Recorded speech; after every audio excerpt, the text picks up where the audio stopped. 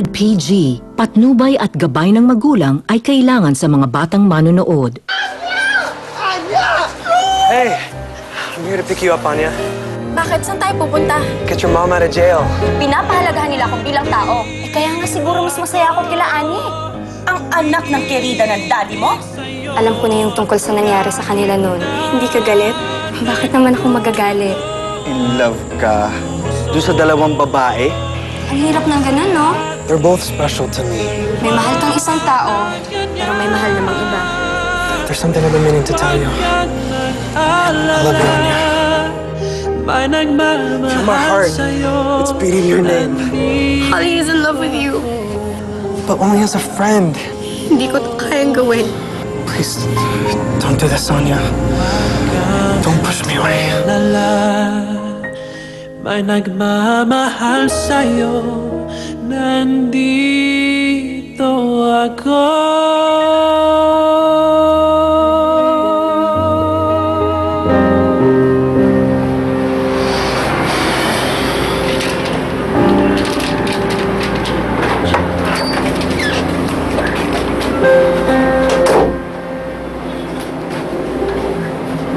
Anak, may problema ba? Bakit mukha kang malungkot? I'm fine, Mom.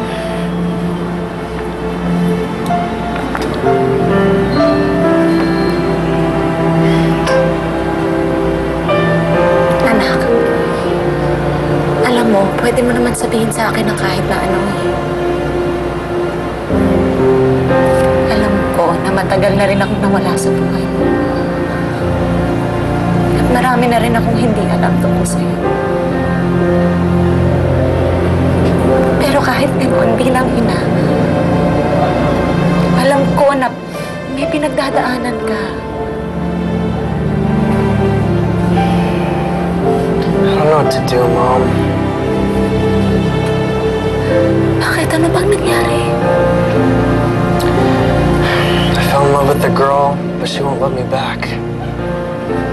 This is the first time I've ever felt this way. Why does it have to be like this? Si Holly ba yan? No. Holly's best friend, Anya. Nakausap mo na ba siya?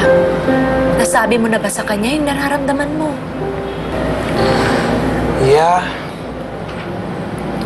But she won't accept it. She wants me to love Holly instead. Nakausap mo na ba si Holly? Alam mo bang mahal ka niya? Anya says she does. I can't love her like that. I don't know what to do. I'm hurting the girl I love by loving her.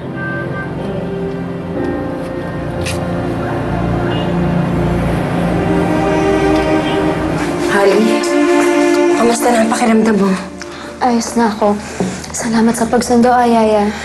Kung pinakaba mo ko, akala ko kung ano na nangyari sa'yo. Dok, bakit ho ba dumadanas ang pagsakit-sakit ng ulo ng alaga ko? Ano ho ba ang problema? Kailangan niya pong sumailalim sa lahat ng mga test. Kahit ayaw niya o gusto niya, kailangan siya mag-test. Para sa iyo rin yun, Holly. Doc, okay na ako. Pain reliever lang ang kailangan ko. Ang kinatatakot ko, baka mas malala yung sitwasyon mo. Kailangan ko makausap ang magulang mo.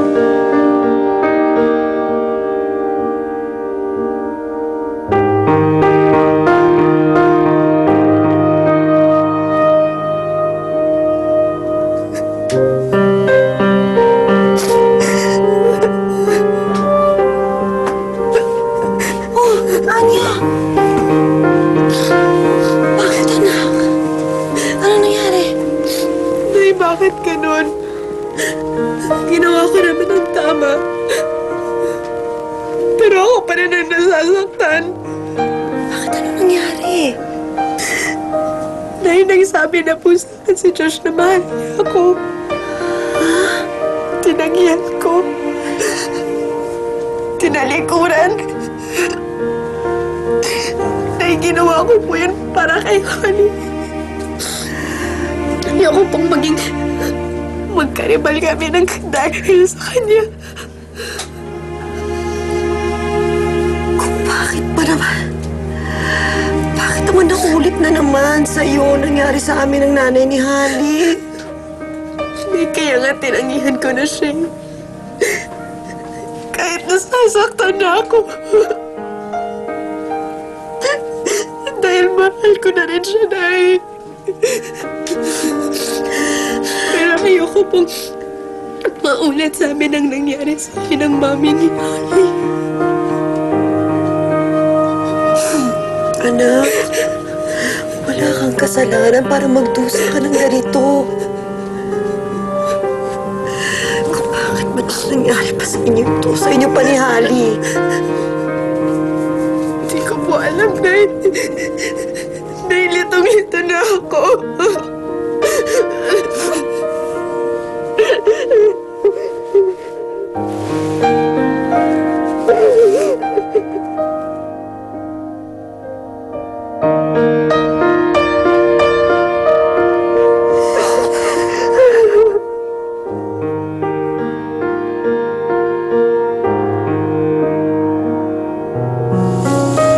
Hindi ka pa nagbre-breakfast, ah.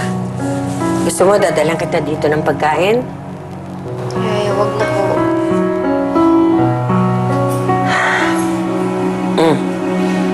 Nagkausap na ba kayo ni Anya? Anong plano mo?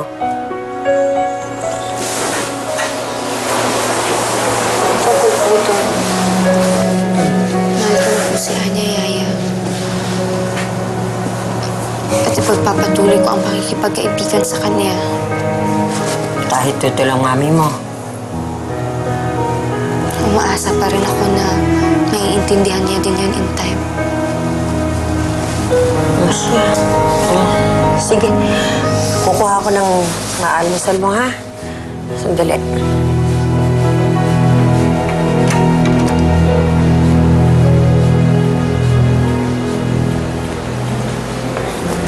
Morning po, ma'am. Jari po.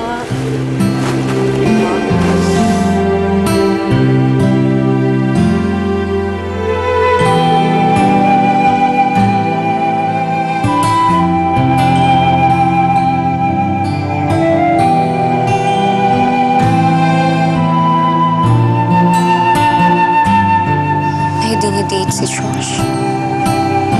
Pinay. To your heart, Anya? to your heart. The wind that blows the dust